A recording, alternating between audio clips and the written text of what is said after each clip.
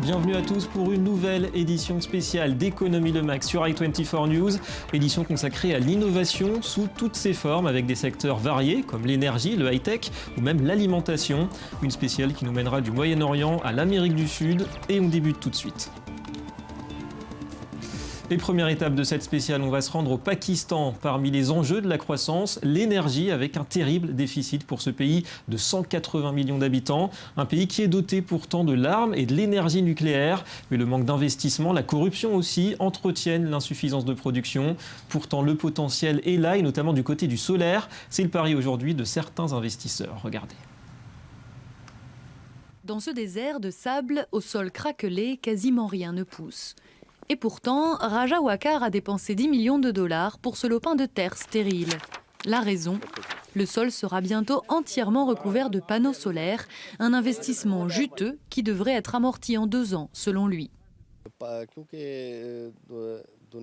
C'est parce que la planète arrive au bout de ses ressources. L'eau, le pétrole, le charbon, nous utilisons tout cela pour l'énergie. Mais dans notre pays, nous avons beaucoup de soleil. Ici, à Bahawalpur, les jours sont longs. C'est une énergie très bon marché. C'est pour ça que les gens comme moi y croient. Le gouvernement du Pendjab pakistanais a décidé de transformer le désert du Cholistan en un immense centre de production d'énergie solaire. Ces 4000 hectares de terrain sableux produiront d'ici 2 ans 1000 mégawatts, pour devenir l'un des plus gros centres de production de la planète. Les 100 premiers mégawatts seront financés par le gouvernement et les suivants, grâce aux investisseurs. Pour le moment, l'ambitieux projet se limite à une route au milieu de nulle part, une ligne de transmission et un mur d'enceinte qui se construit sous un soleil de plomb. Quand vous viendrez ici, dans 1 an et demi, vous verrez un monde complètement différent. Nous allons donner vie à ce désert. Il y aura des constructions. Nous bâtirons aussi des maisons pour les contrôleurs. Cela veut dire que tout sera disponible ici et une ville de panneaux solaires remplacera le sable du désert. Le Pakistan traverse l'une des pires crises énergétiques de son histoire, avec des coupures de courant incessantes pendant l'été. Le désert du Cholistan pourrait être la meilleure alternative énergétique, mais tout n'est pas si simple, il n'est pas entièrement vide.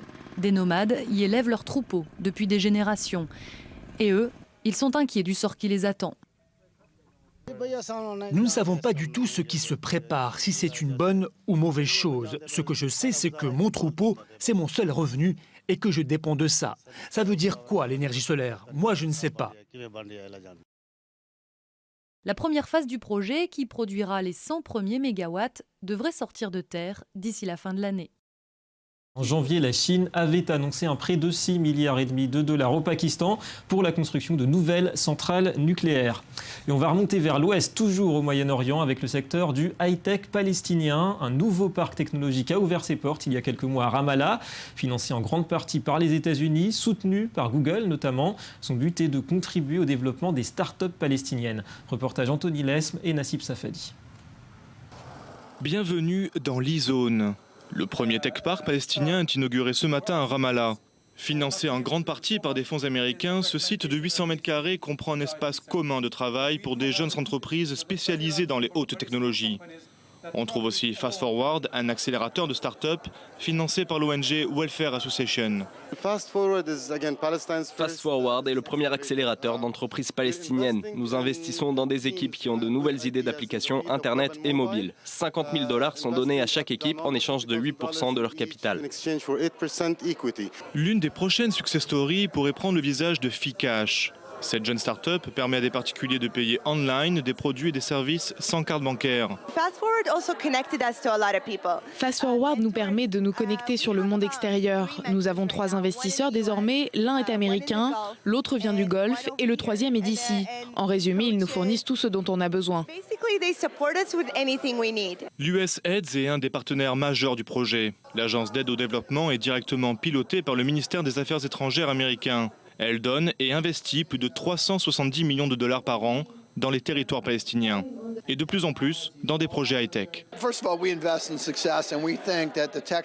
Tout d'abord, on investit dans ce qui va réussir et nous pensons que le secteur high-tech à Ramallah sera très profitable. Nous mettons en relation les entrepreneurs avec les investisseurs, surtout ceux de l'international. On crée des opportunités, très souvent avec des grandes entreprises comme Google, Microsoft ou Cisco. On met en relation les compétences et on crée des partenariats. Les États-Unis ont bel et bien mis en œuvre une diplomatie économique. John Kerry, le secrétaire d'État américain, avait même annoncé l'année dernière un plan d'investissement de 4 milliards de dollars dans les territoires palestiniens.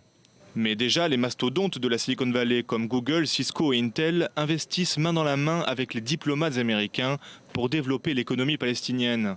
La prospérité serait le chemin de la paix et la croissance, celle d'un État palestinien. Pour nous, le gouvernement américain doit regarder à long terme, rechercher la création d'un État palestinien, une économie saine et stable, un secteur privé. Tout ça passe par une économie de la technologie. Bien que la Cisjordanie ou Gaza n'ont pas accès à la 3G ou à une connexion Internet à haut débit, en à peine 10 ans, un véritable écosystème est sorti de terre. Avec 300 entreprises, 2000 ingénieurs diplômés par an, la part du high-tech palestinien a atteint les 6% du PIB aujourd'hui, contre 1% en 2008. Je pense que le secteur des high-tech compte déjà 100 millions de dollars de fonds prêts à être investis. Désormais, il nous faut trouver de nouvelles idées, de nouveaux projets et de nouveaux entrepreneurs pour traduire ces idées en de véritables affaires profitables. Le ministre, dans son discours, parlait de la Palestine comme la future nation start-up du monde arabe. Une appellation empruntée habituellement à Israël et dont le parallélisme interpelle. Bien que les Palestiniens ont pour ordre de ne pas normaliser leurs relations économiques avec Israël, existe-t-il des échanges dans le domaine des high-tech ? Vous pouvez trouver en Palestine des entreprises qui fournissent des activités de sous-traitance, donc oui, ça arrive. En étant optimiste, les startups devraient pouvoir vendre leurs produits au niveau mondial et générer des revenus à la Palestine venant d'Israël ou d'autres pays. C'est quelque chose que nous recherchons en tout cas. Les progrès dépendent bien sûr de la situation politique et du processus de paix. Quant aux possibilités économiques, elles sont réelles au niveau régional. Le marché arabe de l'Internet, plus de 80 millions d'utilisateurs, est en pleine croissance et source de demande.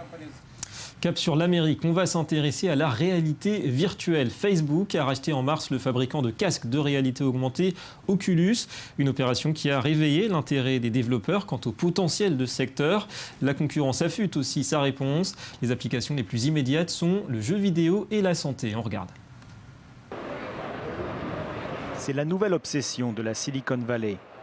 Les casques de réalité virtuelle Oculus Rift sont encore en phase de développement.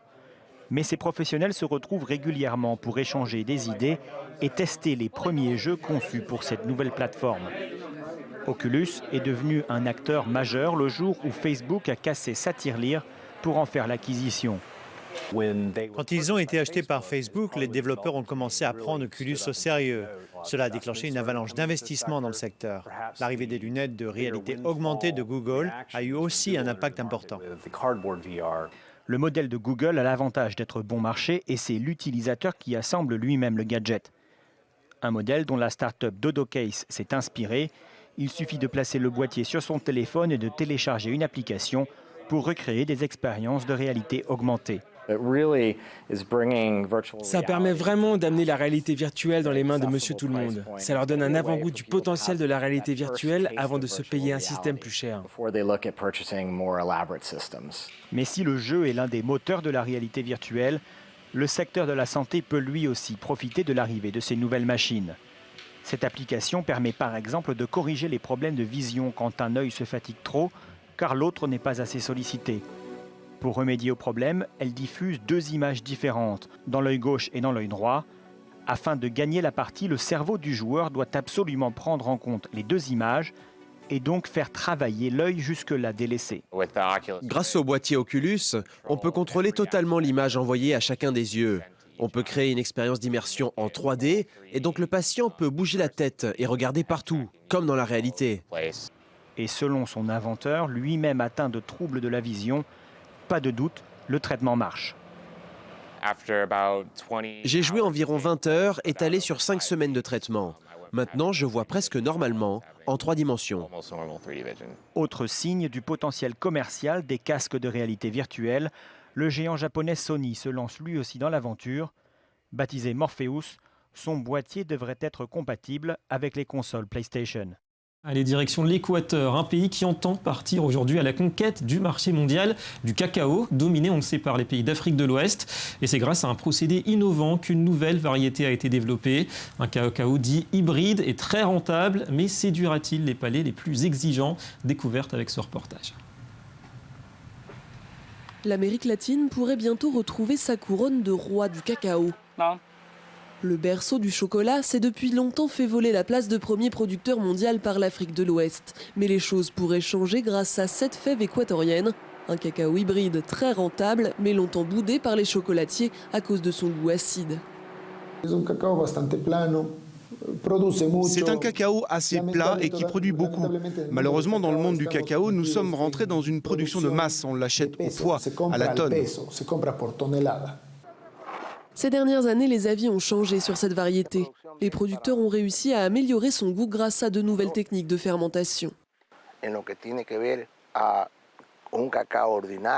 On disait qu'il s'agissait d'un cacao ordinaire avec des problèmes d'acidité et d'astringence. Mais cela est définitivement terminé. Surtout, il produit 8 fois plus que le cacao traditionnel, un argument de poids alors que la demande mondiale en chocolat explose. Les pays émergents comme l'Inde ou la Chine sont de nouveaux adeptes et la consommation de l'Europe, premier acheteur de chocolat fin, continue d'augmenter. Dans ce contexte, l'Équateur espère bien faire de son cacao mal aimé la solution.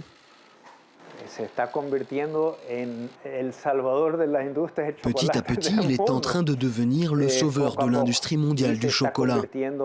Et ce qui pourrait, je crois, être un boom pour le développement agricole de l'Équateur. En 16 ou 20 ans, l'Équateur pourrait devenir le premier producteur au monde. Pour l'instant, l'Amérique latine ne représente que 16% de la production mondiale, mais la demande est énorme. En 2013, le déficit mondial en cacao a été de 174 000 tonnes.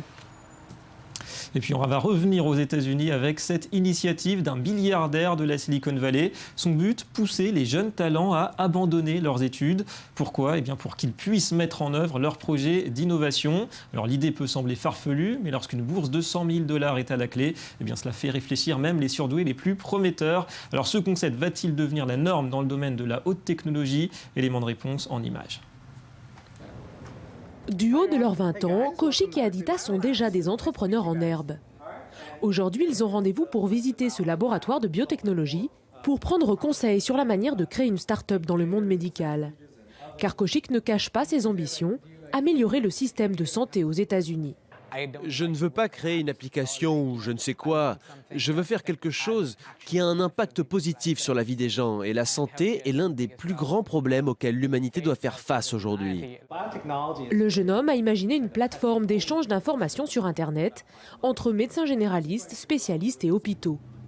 Pour réaliser son projet, Kaushik a obtenu une bourse de $100 000, à une condition, quitter la prestigieuse université de Columbia, où il étudiait les sciences et l'informatique. En juin, il a emménagé à San Francisco, dans cette maison qu'il partage avec les autres lauréats de la bourse. C'est ce que tout le monde fait, aller à l'université après le bac. Mais à un moment, je me suis dit que ça n'avait pas de sens pour moi. Comme lui, 20 jeunes ont été sélectionnés, souvent des élèves brillants. Comme Lucie, 19 ans, est déjà une informaticienne expérimentée. Elle conçoit des logiciels éducatifs et la décision de mettre fin à ses études n'a pas du tout été facile. Mes parents n'étaient pas contents que j'obtienne cette bourse. Ils ne voulaient pas que je le fasse et ils pensent que si je n'ai pas mon diplôme, je vais finir à la rue. À l'origine de ce programme, Peter Thiel, le milliardaire cofondateur de PayPal, estime que l'université est devenue l'ennemi de l'innovation. Nous voulions que ces jeunes aient le temps de travailler à fond sur leur projet sans aucune entrave et surtout qu'ils ne contractent pas de dettes. Les jeunes aux États-Unis s'endettent en allant à l'université. Et ça, c'est quelque chose qui empêche les jeunes de se lancer dans des projets innovants parce qu'ils doivent trouver un travail qui permettra de rembourser leurs prêts étudiants. Prudent, Kaushik n'exclut pas de retourner à l'université dans 2 ans si son projet n'aboutit pas. Lucie, elle a déjà des promesses d'embauche dans plusieurs compagnies de la Silicon Valley, avec ou sans diplôme sous le bras. Et c'est la fin de cette spéciale. Merci à vous de nous avoir suivis. Économie de Mag revient très vite sur i24 News et vous retrouverez toutes nos émissions sur notre site internet www.i24news.tv, rubrique replay. Et le retour de l'info, c'est tout de suite sur i24 News.